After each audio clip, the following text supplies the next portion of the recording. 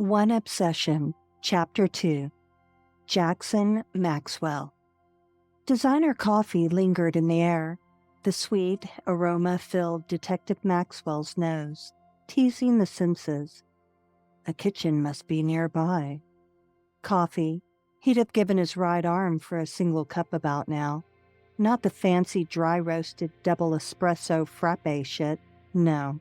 Double shifts and sleep deprivation called for the black sludge of death waiting at the station. The stuff that cleared radiators and grew hair on any surface. But, well, it wasn't his lucky night, and after a double shift, it seemed his cup would remain empty. The clock's ticking on this one. We've got less than 48 hours. Maxwell's partner, Detective Adam Zorick, tapped the bold-faced smartwatch on his wrist. You up to speed on this one? Yeah. Maxwell eyed the chiming grandfather clock in the corner of the entry. The chief hit the radio on the way over. The marble floor, buffed to perfection, captured his reflection. Any word on the missing caregiver? Nah. Zorick's watch dinged. Nothing new. He pushed buttons with purpose and intent, but the perp left behind the man's wallet with cash. Have you figured out how to use that thing? It's a work in progress. Zorick's grin stretched across his clean-shaven face. I can check my messages, that's about it, but I'll get there. For months, the younger detective had wanted the smartwatch, so the homicide department all chipped in and gave it to Zorick as a birthday gift during this morning's briefing. You've had it what? Maxwell checked his analog watch. 5 hours? Thought you'd have it figured out by now. He paused. So, what have the white coats found? Ask one of the coats yourself. Zorick motioned to a room off the entry. In the Tudor Manor parlor, a smock-wearing forensics member, Jean or Marty Tetch, focused on his work, dusting for fingerprints and collecting evidence. The detective wasn't sure which twin had arrived on location because they were both mousy with wired-rimmed glasses. Find anything? Maxwell shot the question to the white coat. Hardly anyone could tell them apart. Twins, identical down to the mole under their left eye. The man's badge read 719. So, it was Marty. A partial. Marty's glasses slid down the length of his beak-like nose. I'll run it once I get to the station. Well, keep me posted. Will do, but it's going to take a while. Marty pushed the thick frames up the bridge of his nose, and his brown irises grew larger behind the lenses. This place is massive, and don't get me started on that basement. Why's that? Maxwell leaned against a support wall. That sculpting funhouse took the better part of the evening to clear, and I've not even been upstairs yet. The house, full of people combing over every inch for clues, was busting at the seams. Crime. It never rests. With a full moon in rotation, he knew it was only a matter of time before something happened to upset the balance of peace. Zorick approached, pushing buttons on his watch again. And you thought we'd be filling out reports and working on the councilman's domestic dispute case. Well, someone's got to do it, but it won't be us, and it won't be today. Maxwell shifted weight from one foot to the other. When did you get here? Hand in his pocket, he cupped a few loose coins. About 10 minutes ago. A series of whistles went off and the face of the watch lit up. What the hell was that? He released the change and it clanged together. Zorick shoved his arm in Maxwell's face. It was Captain Mathis. A sly grin spread across his face. He told me to tell you to answer your fucking phone for once. Can't. Maxwell fished the device out of his pocket and held it in front of Zorick. Have to get another one. A network of cracks resembling a spider's web slithered across the screen. It won't answer calls. I told him that on the radio. What the hell did you do? Zorick grabbed the phone out of Maxwell's hand. How'd you smash the hell out of it this time? It happened last night during the gas station call. Oh, the smash and grab. When the kids took off with the beer? No, the other one. He shook his head. At the Shell on 5th and Main. The aroma of beer on an oil-greased parking lot flashed through his mind, making him scrunch his nose. When you chased that propane bandit? The corner of Zorik's lips twitched upward. Yeah, that's the one. He motioned to the broken phone strap on his hip. It hit the asphalt and bounced a few times. Maxwell retrieved the busted device, returning it to his pocket with the coins. Did you get a case file? From Mathis? Yeah. His partner adjusted the strap of the watch. He said we need to keep a cool head on this one since it's a missing persons report on a high-profile family member. And the councilman's daughter isn't? Maxwell shook his head.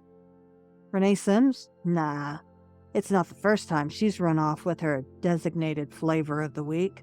You know, lifestyles of the rich and stupid. Did the perp take anything out of the house? He looked around, taking note of the pristine condition. Only the old man so far, nothing else. Zorik pointed to the living room. The witness is in there, but I don't think she'll be much help. Why is that? She's vision impaired. It's not as if she can identify the intruder. So you're telling me there won't be any sludge-infused caffeine or shut-eye tonight? Nope. And right now, the next 60 minutes is all that matters, or so the captain's message stated. We've got to interview the witness, file her statement, and then follow up on leads. Zorik held up his arm, displaying a countdown on his watch. 48 hours, that's the magic number, and 2 of them have already slipped away. Tudor International dominates a sector of the health market, right? Yeah, so? His partner's brows scrunched together.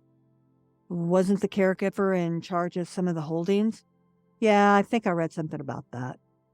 Well, competing corporations may not be too happy about the company's growth, and that translates into an extensive list of potential enemies.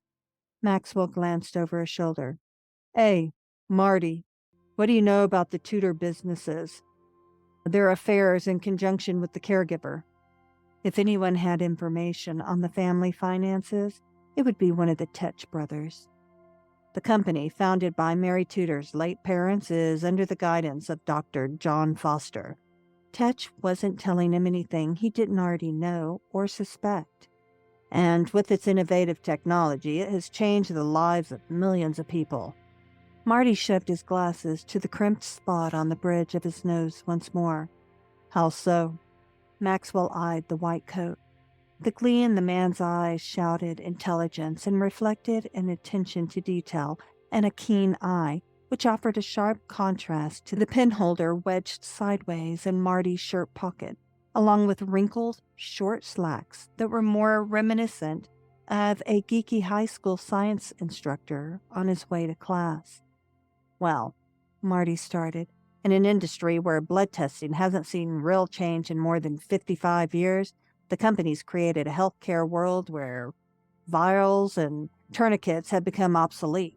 He pressed a clear evidence bag flat against the wall, smoothed it out, and then adjusted his glasses. How so? Maxwell silently cursed himself. Asking Tetch a question was like inviting an all-day lecture spoken in jargon only white coats understood.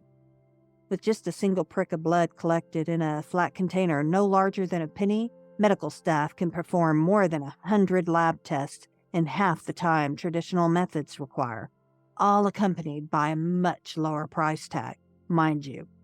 The technology is sure to put some companies out of business. Marty wrote the date, time, and location of the evidence found with a black Sharpie. Sounds like motivation to me. Zorik smacked Maxwell's back and then cupped his shoulder. How about you? Maybe, replied Maxwell. But let's allow the evidence to speak for itself. A team of officers reached for Tetch's bag of goodies. Hey, don't touch that. He held the detective's gaze. I gotta go babysit the evidence. Okay. Maxwell nodded. I'll catch up with you later. The entrance of the living room, open and spacious, offered an inviting, friendly atmosphere. Even with the mirage of people in the house investigating, The place felt peaceful, almost serene. From where he stood, Maxwell studied Mary Tudor, a brunette in her mid-20s who sat on the sofa in the middle of the room. The cushion folds of the white, creamy leather molded to her body. Nearby, footsteps drummed against the cherry wood floor. They belonged to other investigators who were combing the area. A blind witness, he sighed. This is going to be one hell of a long night. Maxwell drew in a deep breath, then headed for the couch. As he approached, she scooted to the edge of a cushion and then ran a hand through straight shoulder-length hair. The strands fell like smooth threads of silk. Walking around the coffee table, he stood less than 6 feet from the witness. Please, take a seat, Detective. Mary motioned. I may be blind, but I don't bite. I promise. Most of the city knew the Tudors, or of them, at least. It was a name that circulated in a mirage of high and low circles. Maxwell cleared his throat. I'm Detective Maxwell, Jackson Maxwell. News of the accident that had claimed her parents' lives and left the only Tudor heir an orphan and legally blind at the tender age of 8 filled every channel for weeks, months even, after their deaths. I know who you are. Her voice, soft and honey-refined, had an almost sultry quality. She slid off a pair of sunglasses and then squeezed the bridge of her nose. When I talked to Detective Zorick earlier, he told me you'd be coming to speak to me about the break-in. Her voice wavered. Please, she struggled to compose herself. Tell me what you found out about John.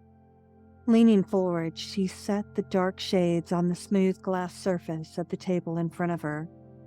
The investigation is ongoing, Miss Tudor. Sitting, the cushion shifted under Maxwell, then groaned under his weight. Call me Mary. She tilted her chin upward. The tone of her voice pulled at the tension in the pit of his gut. Her irises, crystal clear pools of beau blue, seemed to hold his gaze. There was an intelligence to them, and something else. An old soul looked to them. Miss Tudor, Mary, I understand the breach occurred shortly before 10 o'clock this evening. Maxwell retrieved a notepad from his pocket. The motion sent a quarter spiraling to the carpet underfoot. Yes, she glanced in the direction of the coin. Your voice. It reminds me of him, of John's. Her eyes watered. Maxwell retrieved the quarter. His stare never wavered from her dreamy, wet gaze. Without him, I feel so lost. She blinked back tears. Even when I was a little girl, he always knew what to say to make me feel better. And now that he's missing, my world is upside down. Her breath hitched. You have to find him. She swallowed hard. He's more than an assistant or a friend. He's like a father to me. Mary appeared small and vulnerable.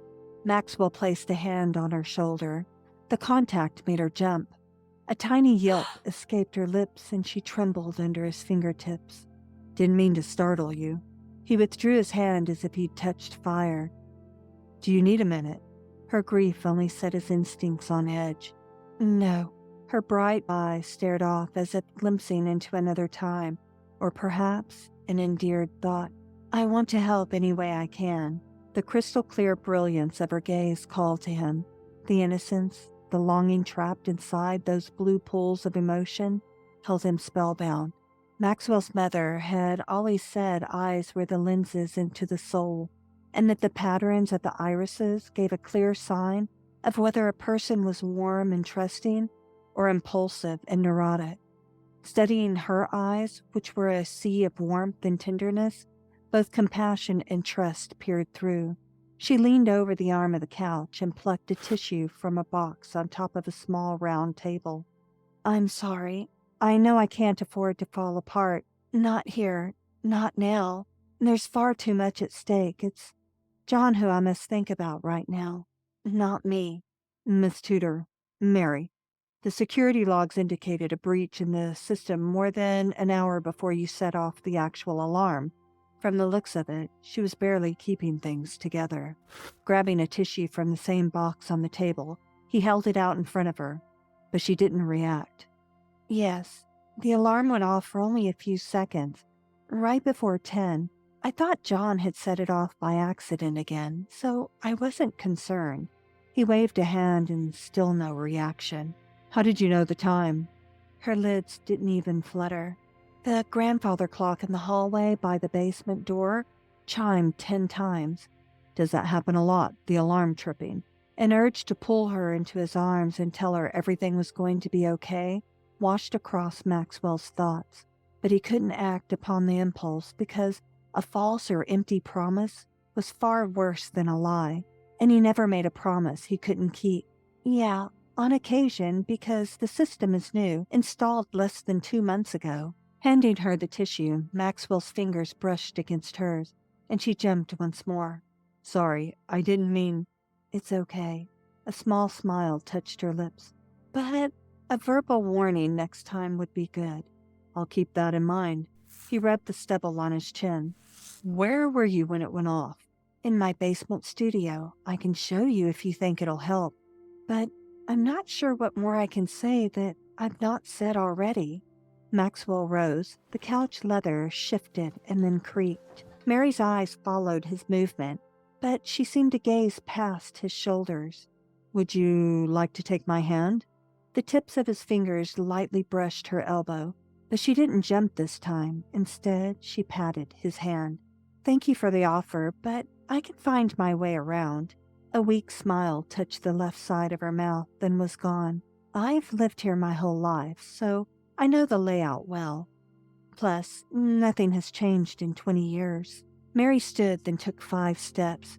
She turned at the end of the coffee table, missing the chase connected to the end of the sectional. Maxwell followed on her heels. When he stepped off the carpet, his shoes drummed lightly against the hardwood floor. He wondered if she had listened to each step. Rosemary, with a hint of jasmine, wafted, invading his nose. The aroma came from her hair. A dull thump sounded. Pain shot up his shin well above his knee, and a piece of furniture slid, scraping across the floor.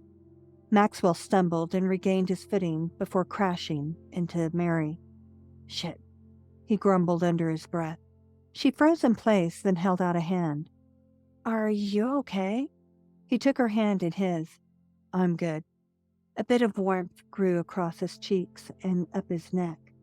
The fingertips of Mary's other hand swept across his arm. She took hold of Maxwell's wrist, then she ran a warm hand over his. Her skin, soft and smooth under his touch, offered a degree of intimacy he wasn't expecting. Gently, his fingers encased her small hand. The warmth made his skin buzz. Careful, Detective. A playful grin danced across her lips. There's a table there off to the side, in case you hadn't noticed. The busy tension from the white coats going about their jobs thickened the air in the room, but her light-hearted attitude broke through the dense chatter and softened the space between them. Thanks for the warning. A chuckle escaped his lips. She peered over her shoulder and grinned. Consider yourself forewarned. The carpet in the large open area of the living room dulled her footsteps, and he wondered how it impacted her ability to hear. Looking around at the others in the room, he closed his eyes for a split second, listening.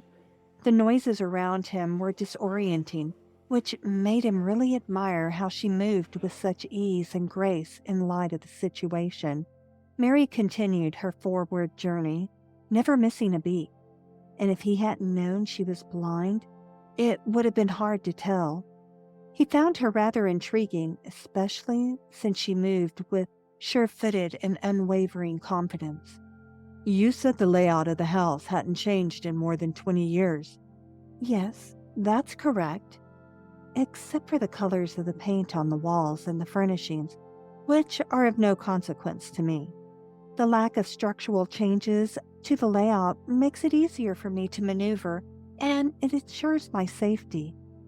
I can see that. Thoughts of walking around in his apartment at night in the dark, stepping his toes, flashed through Maxwell's mind. Seems you have more spatial awareness than I do with my eyes wide open. He paused to gather his thoughts. How so, Detective?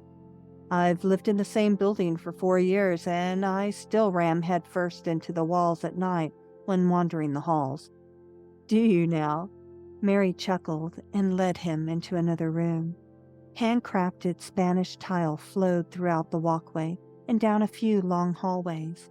The intricate design licked up the walls, drawing his gaze to the tall arches. Did you ever run down these halls as a kid? A vivid image of Mary as a cute, honey-brown brunette, sporting long pigtails and skipping on the floor and hopping from one tile to another, blew through his thoughts. When playing hide-and-seek, she shot a glance over her shoulder. Shuffling feet nearby brought Maxwell back to reality. He was on a case and needed to stop daydreaming and get his head back into the investigation. Multiple conversations filled the air. Whispers of John's name, the poor blind girl left all alone, and murmurs of a few evidence collection checklists rose and fell around him like the turbulent waters of an ocean under a stormy sky. Careful, he reached out a hand but hesitated to touch her shoulder. Thoughts of startling her earlier flooded his mind. Mary came to a full stop.